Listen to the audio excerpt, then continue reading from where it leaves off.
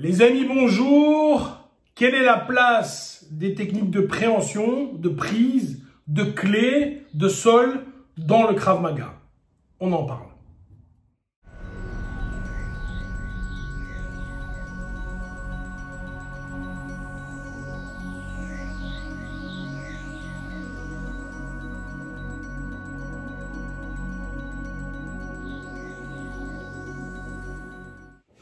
Voilà, j'ai eu ça dans les commentaires et je trouvais que c'était quelque chose d'assez intéressant à développer.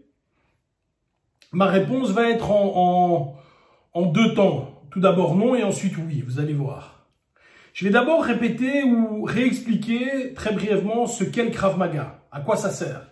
Le Krav Maga, c'est la discipline, je ne vais pas appeler ça un art, mais c'est la discipline de self-défense. Le but, c'est de savoir se défendre contre une agression. Alors, une petite définition rapidement, quelle est la différence entre une agression et un combat? Un combat, on a décidé à deux de se battre et on se bat. Une agression, je ne m'attends à rien, quelqu'un vient m'attaquer. Tout le monde est d'accord? Pour vous mettre le contexte, imaginez que vous êtes dans un lieu que vous ne connaissez pas et que vous êtes pris à partie par quelqu'un que vous ne connaissez pas qui veut en découdre avec vous. Quels sont les outils qui sont à votre disposition? Le premier outil, qui est l'arme ultime, la meilleure arme de self-défense du monde, le premier outil, c'est de partir. Donc quelqu'un m'en veut dans un endroit que je ne connais pas. Le mieux pour moi est de mettre mon honneur et ma fierté en poche et de dégager. Ça, c'est mon premier outil. Mon second outil va être, encore une fois, dans le même contexte ou dans un autre contexte. Je suis chez moi, la nuit, j'entends du bruit en bas ou dans une pièce voisine. Je ne sais pas fuir. Mon premier réflexe va être lequel? Mais je pense que vous êtes comme moi, vous allez vous armer. Alors si vous avez un pistolet, vous allez prendre votre pistolet. Si vous avez un bâton, vous allez prendre un bâton. Si vous avez un couteau, vous allez prendre un couteau. Donc une deuxième option, c'est si je suis agressé ou en phase d'agression, je vais m'armer. Je vais prendre quelque chose et m'armer. Ou si on est plusieurs dans la maison, je vais appeler les autres, venez les gars, on va voir. Je parle toujours d'une agression et pas d'un combat. Et ensuite, malheureusement, on n'a ni arme, ni la possibilité de fuir. On doit aller au combat. Alors, dans ce combat, quelle va être la vraie question? Ou dans cette agression plutôt, parce que moi-même je confonds les mots. Dans cette agression, quelle est la vraie question? La vraie question, c'est comment,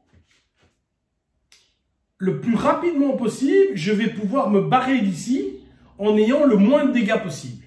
C'est ça la question. La question n'est pas d'avoir raison, la question n'est pas d'être le plus fort, la question n'est pas de gagner un championnat, de faire une photo avec une coupe. Non, la question c'est de me dire, je vais éviter que mon très beau visage ne soit endommagé par les coups qu'on va me donner et je vais me casser d'ici parce que j'ai rien demandé à ces gens.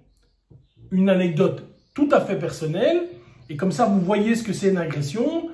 Il y a 17-18 ans d'ici, donc c'est une vieille histoire, peut-être 16 ans peut-être, je me balade en voiture, et à un moment, je suis en voiture, seul bien sûr, dans une rue, un gars se balade au milieu de la rue, me fait stopper la voiture, il arrive à me faire sortir du véhicule, et à un moment, il m'agrippe au niveau du t-shirt, et il hurle en arabe des trucs, je suppose qu'il appelait d'autres personnes. Quelle a été ma réflexion à ce moment-là? Ma réflexion n'a pas été d'entamer un combat avec cette personne en lui disant « mets-toi en garde », etc. Ou de mettre des gants, ou de mettre... Non, ma réflexion, elle a été relativement claire. Coup de tête, coup de poing. Et je suis remonté dans ma voiture, je suis parti. Et je remets un peu les gars qui disent « oui, non, on ne met pas quelqu'un à KO », je te rassure que le gars était bien KO. Mais enfin, peu importe, c'est pas le problème. Donc, ici, l'histoire, c'est tu subis une agression, tu vas te barrer. L'histoire, c'est je veux me barrer le plus rapidement possible. Alors, j'y viens maintenant. Dans cette optique-là, pas dans une optique de combat, pas dans... Non, dans cette optique-là, c'est-à-dire je me fais agresser. Qu'est-ce que j'ai intérêt à faire? Est-ce que j'ai intérêt à frapper dans les abdominaux? La réponse est non. Est-ce que j'ai intérêt à mettre des low kicks? La réponse est non. Ce que j'ai intérêt à faire, et je suis désolé parce que il faut le dire et c'est la réalité, c'est de faire le plus mal possible et le plus vite possible à mon agresseur de façon à ce que je puisse me dégager et partir. Ça, c'est le goal. Et c'est la raison pour laquelle j'ai déjà fait des vidéos en expliquant qu'il y a en réalité 3 types d'attaques possibles. Il y a une attaque que je vais effectuer dans les muscles, un coup aux abdos, un low kick. Il y a une attaque que je vais effectuer dans les os, un coup frontal au tibia, un coup dans le menton, etc. Et il y a une attaque que je vais effectuer dans les organes, je vais mettre mes doigts dans les yeux, je vais frapper à la gorge ou je vais frapper au génital. Si ma vie est en jeu, bien sûr que c'est la 3e option que je vais prendre. Je vais frapper et je vais me casser. Là maintenant vient les prises. Est-ce que j'ai intérêt à rentrer dans un jeu de prise ou de clé? La réponse est non. La réponse est non. Je dis pas que c'est pas efficace. Je dis pas qu'en combat, tu tombes en combat avec quelqu'un, à un moment tu as une opportunité de faire une Americana, un Jujigatame ou de l'étrangler avec ta jambe, c'est super. Mais si je me fais agresser, je ne connais ni le terrain, ni les agresseurs, ni la situation, peut-être que quand je suis au sol, il y a le copain qui vient et qui fait un pénalty sur ma tête. Donc, je vais éviter ça. Je ne suis pas en train de dire que c'est pas bien. Je dis simplement que dans le cadre de la self-défense, c'est pas ce qu'il y a de mieux à faire. Ok, les amis, je pense que c'est assez facile à comprendre. Et je ne critique pas du tout, par exemple, le jiu-jitsu brésilien. Moi, je suis ceinture bleue du jiu-jitsu brésilien. C'est un sport que j'adore. Je connais des gars qui sont champions du monde du jiu-jitsu et tout, c'est des potes. Et c'est vraiment une discipline fantastique. En combat, elle est efficace, elle l'a montré d'ailleurs. Mais en self-défense, on ne parle pas de ça. Et d'ailleurs, les gars que je connais, si tu vas les ennuyer, le gars, la première chose qu'il va faire, c'est qu'il va te sortir le cri de Toyota, il va te le mettre sur la tête. Donc, comprenez bien de quoi on est en train de parler. Donc ici, quand on parle d'agression, la première chose à faire, c'est, par l'agression, prise, il te prend les cheveux, il te prend le bras, il te donne un coup de poing, il te donne un coup de pied, je vais défendre et je vais frapper. Frapper comme ça, peu importe. Défendre, frapper, partir. C'est vraiment cette étape-là. Défendre, frapper, partir. Deuxième étape maintenant, on passe un level et on est subi à, cette fois-ci on parle d'une agression un peu différente, mais une agression, une menace, pas une attaque, une menace, couteau, pistolet ou arme en général. Là encore les amis, il y a des techniques, je ne vais pas en parler maintenant parce que ça va être trop long et peut-être que ça c'est peut-être mieux de le montrer ou de le voir, mais là encore, je vais annihiler la menace, c'est-à-dire si c'est un couteau, je vais sortir le couteau, frapper le plus rapidement possible et dégager. Toutes les techniques qui vont me coller à la personne, c'est pas top. Je dis pas que ça n'existe pas, je dis pas qu'en Krav Maga il n'y en a pas, il y en a. Si quelqu'un est au sol, je suis au sol et quelqu'un met le couteau, bien sûr je vais devoir faire des techniques où je vais me coller, où je vais prendre, etc. Mais c'est loin d'être top. Ça, c'était la self-défense. Tout le monde a compris? Maintenant, le Krav Maga, je ne parle pas tout à fait du Krav Maga que je vois dans les vidéos, parce que pour l'instant, je vois beaucoup de vidéos de Krav Maga, de gens qui donnent cours, de fédérations françaises qui donnent cours, etc. Où je retrouve un Krav Maga, je dois reconnaître, assez différent de celui que je pratique. Alors, ayant été moi-même 28 fois en Israël, et fréquentant pas mal de gens qui ont fréquenté directement le fondateur du Krav Maga, Emil Lichtenfeld, je pense que le Krav Maga que je pratique est plus proche du vrai Krav Maga que ce que je vois. Mais bon, je ne vais pas faire de remarques négatives et j'ai pas envie d'encore me battre avec les gens. Il y a dans le Krav Maga des divisions professionnelles. C'est-à-dire que dans le Krav Maga, on apprend aux gens à faire du Krav Maga militaire, du Krav Maga police, du Krav Maga sécurité, du Krav Maga VIP. Le but du Krav Maga n'est pas de dire à un militaire comment il doit tirer, le but du Krav Maga n'est pas de dire à un policier comment il doit faire un PV ou arrêter quelqu'un, mais peut-être de lui expliquer comment on peut adapter les techniques, comment on doit les faire, etc.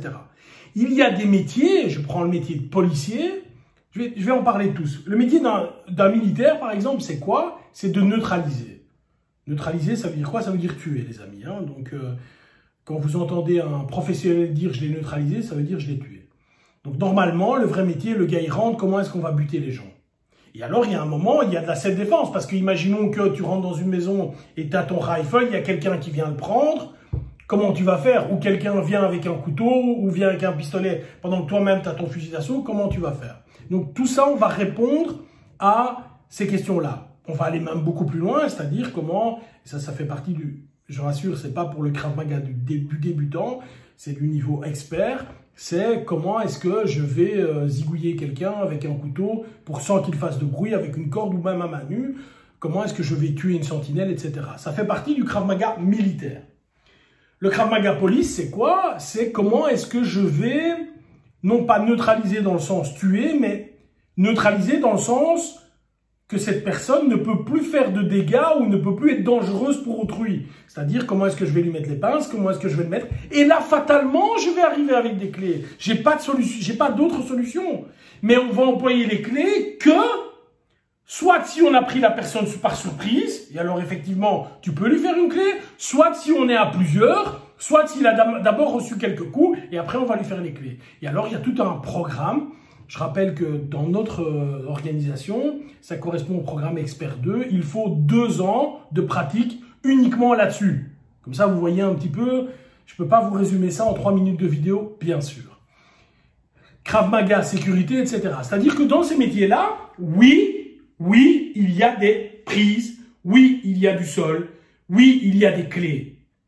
Mais c'est dans quelque chose de très spécifique. Donc, je résume. Pour le Kidam, pour les personnes normales, pour les gens qui viennent de commencer le Krav Maga, qui ont 4, 5, 6, 7, 8 ans de pratique. Pour les gens lambda, enfin pas lambda, mais pour les gens d'un niveau débutant, moyen up. Pas pour les experts.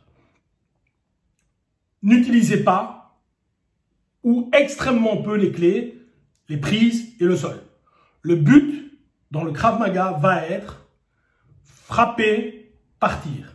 Se désengager, frapper, partir. Ça, c'est notre job. Ça, c'est notre job. Si on parle d'un combat, il faut aller faire du combat. C'est autre chose. Alors, j'entends, oui, mais les gens qui font du Krav Maga ne savent pas frapper. J'ai envie de vous dire que vous avez raison, parce que moi, je vois des vidéos de gars qui se disent 3e, 4e, 5e dan de Krav Maga, qui ne savent pas donner un coup de poing. Je le vois aussi. Donc, j'ai honte. J'ai envie de... Je pleure. D'ailleurs, je pleure. J'ai honte. Mais rassurez-vous, alors je parle pour ma gouverne ici, dans mon organisation, j'ai des mecs de 60 kilos, tu vas mettre ton nez, ça picote quand même si jamais il t'en lâche une. Hein, je te le dis. Hein. Donc, moi, je suis dans une organisation où les gens savent cogner. Il n'y a pas de problème. Frapper, ils savent frapper. Donc, et on parle ici de... C'est comme dans le football, hein. Dans le football, t'as Ronaldo, t'as Messi, machin, et t'as Van Pieperzel le week-end qui, lui, s'est pas tapé dans le ballon non plus. Hein. Donc ici, ce que je veux dire, c'est que il y a évidemment, dans notre Krav Maga ou dans le Krav Maga, des gens qui savent aussi frapper, des gens qui savent aussi cogner, déjà, des gens qui savent aussi combattre. Mais notre spécialité n'est pas le combat. Si je vais me mettre avec un gars qui fait de la boxe taille sur un ring, alors, évidemment, si le gars fait 50 kilos, j'en fais 120, j'aurai peut-être un avantage. Mais si je me mets avec un mec de 100 kilos qui fait vraiment de la boxe taille, il va me manger. Il va me manger. Si je me mets avec un judoka qui a 100 kilos, qui est bon en judo, il va me manger dans les règles du judo. C'est clair. Ou un boxeur, enfin, c'est clair, parce que c'est pas mon métier, c'est pas ça que je fais. Et puis, by the way, je vous le dis tout à fait entre nous, parce que je suis trop vieux, les mecs. Moi, j'ai 50 balais. À mon âge, on n'a plus la vivacité, les envies, les machins qu'on avait à 20 piges. En plus. Maintenant, si on parle de self-défense, si on parle de le gars, quel qu'il soit, boxe taille, judo, machin, le gars vient m'agripper, le gars vient me prendre, etc., je suis tout à fait à l'aise pour lui expliquer qu'il n'y aura pas de problème. Et je peux même lui montrer, il n'y aura pas de souci. Qu'il fasse 100, 150, 200, 300, 800 kilos, pour moi, c'est le même prix.